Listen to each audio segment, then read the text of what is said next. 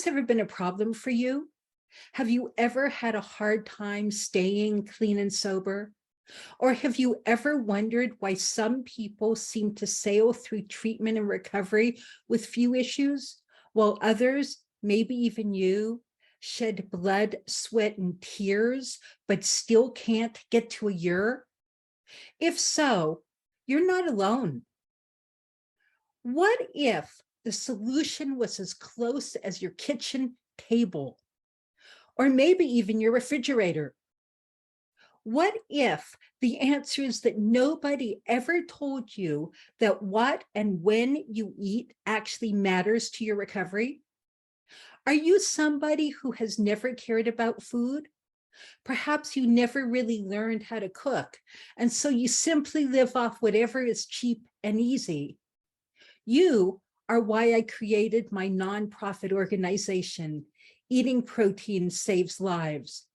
Because it turns out that what and when we eat actually does impact our cravings, actually does impact our relapses, and our ability to create a stable, serene recovery. I am Christina Veselak. I have been a licensed psychotherapist and addiction counselor for 40 years. I specialize in working with people who struggle with chronic relapse. In my work, I discovered two primary drivers of relapse.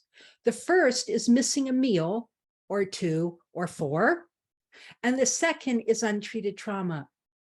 I noticed early on that what and when my clients ate impacted dramatically their ability to engage successfully in treatment, whether it be for mental health issues or addictive issues.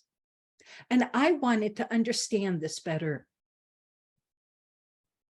So I really focused on studying human nutrition and discovered something that blew me away. What I discovered is that the traditional mental health and addiction treatment world, they're missing something crucial. They're missing what we call the third leg of the recovery stool.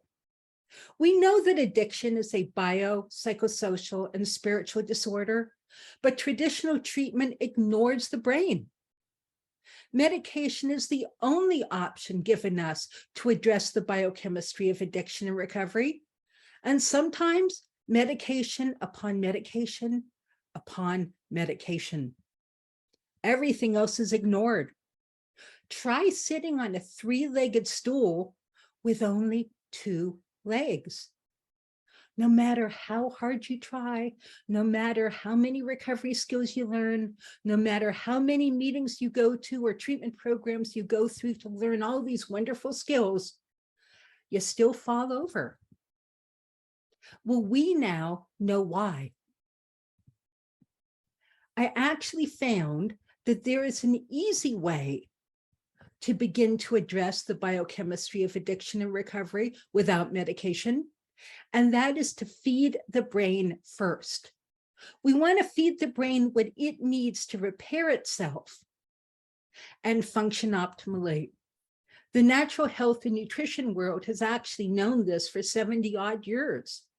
In fact, the book, Eating Right to Live Sober, written in 1983, it's full of research on the role of reactive hypoglycemia or low blood sugar on cravings and relapse, as well as what other nutrients our brain needs that we can get from food and sometimes supplements to repair it and support it. What the research has found is that missing a meal is probably the #1 relapse trigger for all addiction. Yes, the #1 relapse trigger for all addiction might be missing a meal because of what happens in the brain when a meal is missed. That's right. Simply missing a meal can destabilize us and make us lose access to our all-important recovery skills. Ever been hangry? This means that if a stressor or craving hits, we're left with no defense. We actually can't access our recovery skills when we're hangry.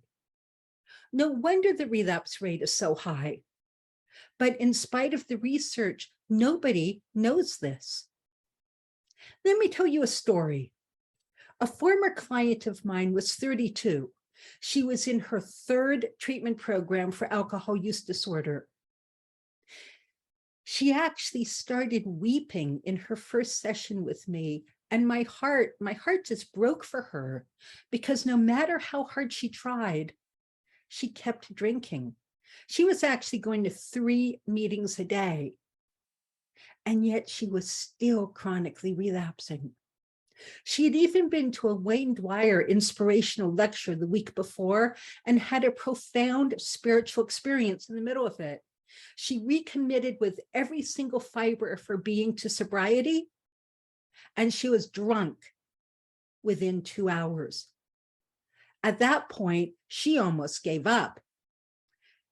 She was convinced she was a failure. I suspect many of you have been in that very same place. But no, here she was back in treatment for one more go. But this time, she learned something she hadn't known before, something new. She learned that the reason she drank after that lecture was that she had missed both lunch and dinner. She was going to eat after the lecture, but by that time, it was too late. Her starving brain took over. But this became the very last treatment program she ever needed to attend. It was the missing piece. So I am passionate about sharing this information with the world because too many people have died from overdose. Over 100,000 people last year alone. And others keep relapsing. Maybe even you. But what's so nice is that you don't have to take my word on this. You can try it for yourself. Simply eat 15 to 20 grams of protein every 4 waking hours for 1 week, 7 days, and see what changes for you. There's lots of information about what is protein on the website eatingproteinsaveslives.org. Most people report more energy, a more stable mood throughout the day, a clearer mind, and significantly less cravings. But as you well know, changing up one's diet and lifestyle can be challenging, even for 1 week. So I would like to invite you to join our community for a free 1 week, eat protein every 4 hours, feeding recovery Facebook challenge. During this week, you will be treated to eating protein tips and recipes, success stories, inspirational messages from people who have achieved stable recovery, and much more. You will have a chance to ask questions and troubleshoot your unique challenges with live experts. You will finish the week with more tools in your recovery toolbox than you ever dreamed of, and a much better understanding of how to prevent cravings and relapse. You might even be amazed at how much better you feel, how much energy you have, and how stable your moods are. Please sign up now for the challenge and learn how to optimally feed your starving brain.